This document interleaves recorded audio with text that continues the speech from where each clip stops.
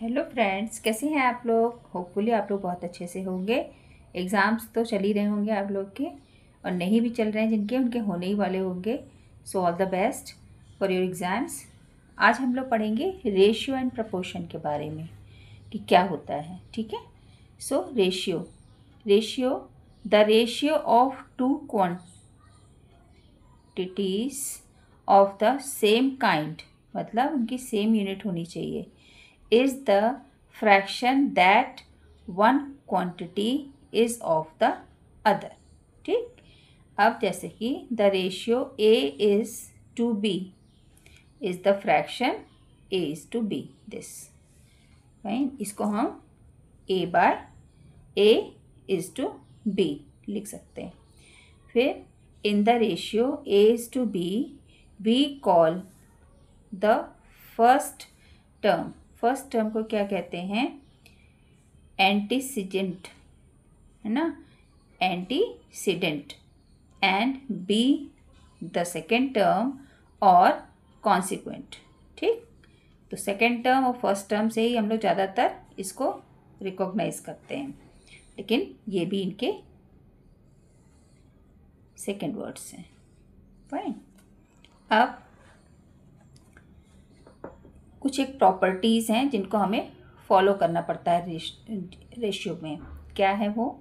The ratio remains unchanged if both of its terms are multiplied by the same non zero quantities, as well as divide भी होना चाहिए। ठीक। मतलब कि अगर A इज़ टू B लिखा हुआ है यहाँ पे आपका, A इज़ टू B लिखा हुआ है, इज इक्वल टू, अगर हम m से न्यूमरेटर और डिनोमिनेटर दोनों में ही मल्टीप्लाई कर देंगे तो दे आर सेम, तो ये सेम होगा। ठीक है। That means A is to B is equal to MA is to MB, ये इसके इक्वल होगा। इसी तरह से अगर हमने कोई m लिया है नॉन ज़ीरो नंबर, उससे डिवाइड कर दिया तो दोनों में ही हमको numerator as well as denominator दोनों में डिवाइड करना पड़ेगा। अगर डिवाइड करते हैं तो A is to B is equal to A by M is to B by M, ये हो जाएगा। ठीक। फिर the ratio A is to B is set to be in the simplest form if HCF of A and B is 1। मतलब अगर ये इनका दोनों का हम HCF निकालें, अभी नंबर्स आएंगे, सपोज़ आप जो है 2 और 3 ले लीजिए, है ना। इनका अगर आप HCF निकालेंगे तो आपका 1 आ रहा है। That means 2 is to 3, they are the simplest form है किसी भी जो है रेशियो का। राइट। अब ये है कि express ratios in simplest form, simplest form में इनको कन्वर्ट करना है। सो सबसे पहले क्या करेंगे? We find out the HCF of 24 and 40।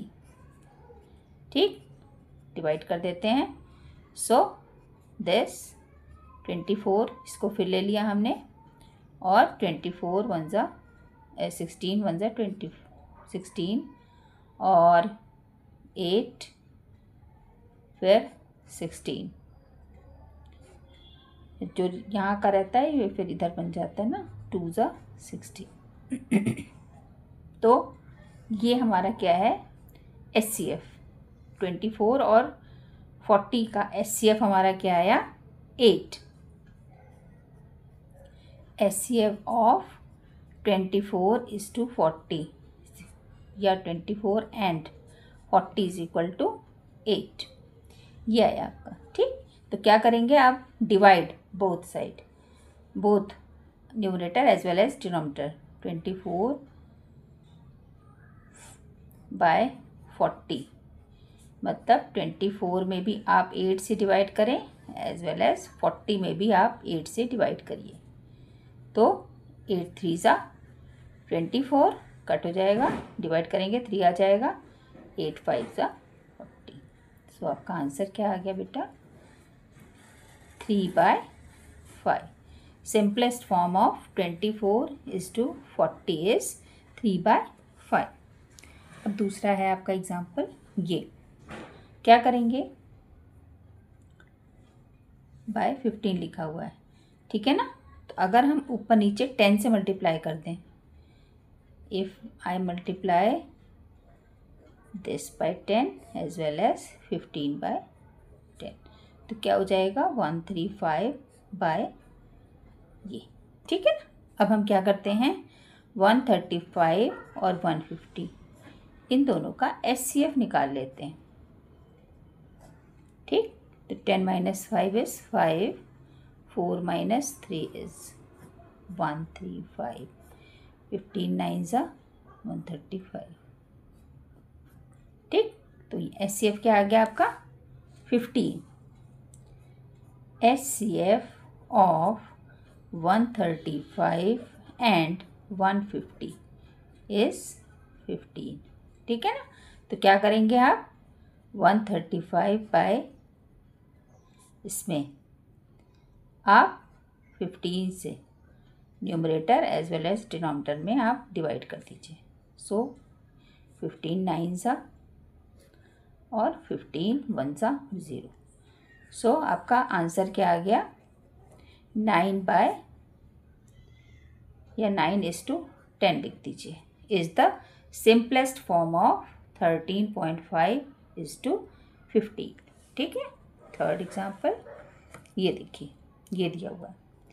तो क्या करते हैं हम, सबसे पहले 1/6 लिखा है, ठीक, डिवाइडेड बाय, है ना, रेशियो है, इसका मतलब डिवाइड हो रहा है इसका, तो 1/9। जितना ईजीएस्ट टू ईजीएस्ट मैं आपको समझा सकती हूँ उतना समझाने की कोशिश कर रही हूँ। अब ये डिवाइड है, इसको जब मल्टीप्लाई का साइन में कन्वर्ट करेंगे तो क्या होता है, इस नंबर का रेसिप्रोकल हो जाता है, तो इट विल बिकम 9/1। अब 6 और 9, 6 और 9 का HCF निकालते हैं, क्या आ रहा है 3। सो क्या करेंगे हम, इसमें ये आ जाएगा 9/6। अब हम 9/6 में 3 से numerator as well as denominator में डिवीज़न कर देंगे। जो HCF आया यहाँ लिख दिए, HCF of 6 and 9 is equal to 3, ठीक है ना। तो 3 3 ज़ा और 3 2 ज़ा, तो आपका क्या आंसर आ गया, आपका आंसर आया simplest form of 1/6 is to 1/9 is 3/2। अब ये है कि 8 months इज टू 1 year क्या होना चाहिए, मैंने सबसे पहले आपको बताया था दोनों ही न्यूमरेटर एज वेल एज दोनों ही रेशियो में क्या होना चाहिए, क्वांटिटीज़ को सेम यूनिट होना चाहिए। यहाँ क्या सेम यूनिट है, नहीं है। So I will convert 1 year in months. So 1 year is equal to, you all know that 12 months are there. So write it here. क्या लिखेंगे, 1 year को 12 months लिख देंगे, फाइन, ये हो गया हमारा। अब इसको हम ऐसे लिख सकते हैं 8 months बाय 12 months, फाइन, इससे ये कैंसिल हो जाएगा। So it will become 8/12। अब HCF ऑफ 8 and 12, इनका HCF of 8 and 12 is equal to 8 1 ज़ा 8, 4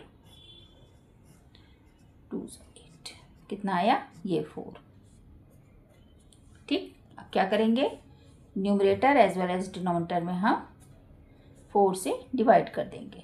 सो ये किया, ठीक। तो क्या हो गया 4 2 ज़ा 8 और 4 3 ज़ा। सो आपका आंसर क्या आ गया, 8 month is to 1 year is equal to 2/3, ठीक, ये आ गया। अब दूसरा एक क्वेश्चन ले लेते हैं, जैसे कि 2 kg 250 gram is to 3 kg, ठीक, ये हो गया। तो आपको पता है कि 1 kg is equal to 1000 grams, ठीक है ना। तो 2 kg इज इक्वल टू क्या हो जाएगा, 2000 ग्राम्स हो जाएगा, और उसमें ये प्लस हो जाएगा, तो इट विल बिकम 2250 ग्राम्स हो जाएगा।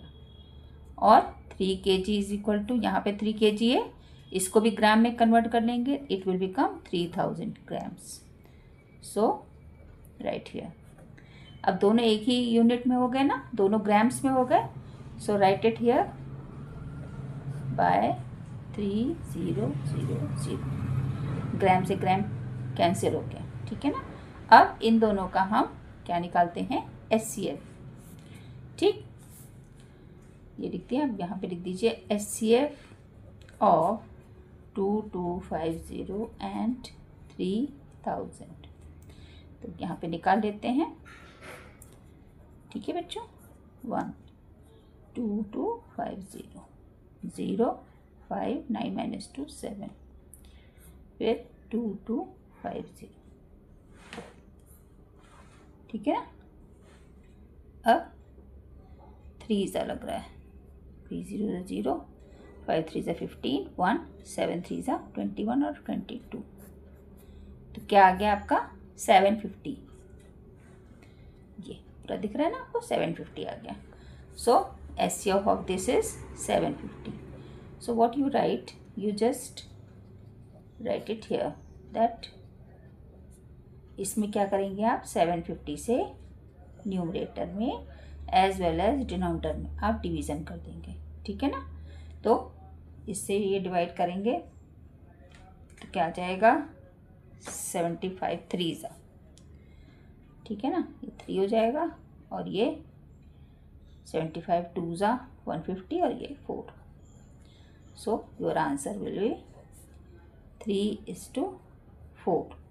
2 kg 250 gram is to 3 kilogram is equal to, इसका आंसर सिंपलेस्ट फॉर्म में क्या होगा, 3/4। बच्चों, अगर आप लोग को मेरा वीडियो अच्छा लग रहा है, do like share and subscribe my channel, press bell icon for more updates and do comment on the comment section. आप क्या देखना चाह रहे हो, ठीक है। जिस पे भी आपको कोई भी कमज़ोरी हो रही है कि नहीं आ रहे हैं क्वेश्चन, सपोज आपको कंपाउंड इंटरेस्ट नहीं आ रहा, या सिंपल इंटरेस्ट नहीं आ रहा है, या आपको कोई भी मैथ्स की किसी भी स्ट्रीम में कुछ भी आपको प्रॉब्लम होती है, आप मुझे बताइए, मैं उसके जल्दी से जल्दी वीडियो आपके सामने लेकर आऊँगी। सो आपको हेल्प मिलेगी आपकी पढ़ाई में, ठीक है ना। मेरा क्योंकि मोटिव ही यही है कि हर बच्चे को मैथ्स बहुत अच्छे से आ जाए, ठीक। हम लोग फिर मिलते हैं नेक्स्ट वीडियो में अच्छे जानकारी के साथ, अच्छे क्वेश्चंस के साथ। तब तक के लिए बाय बाय।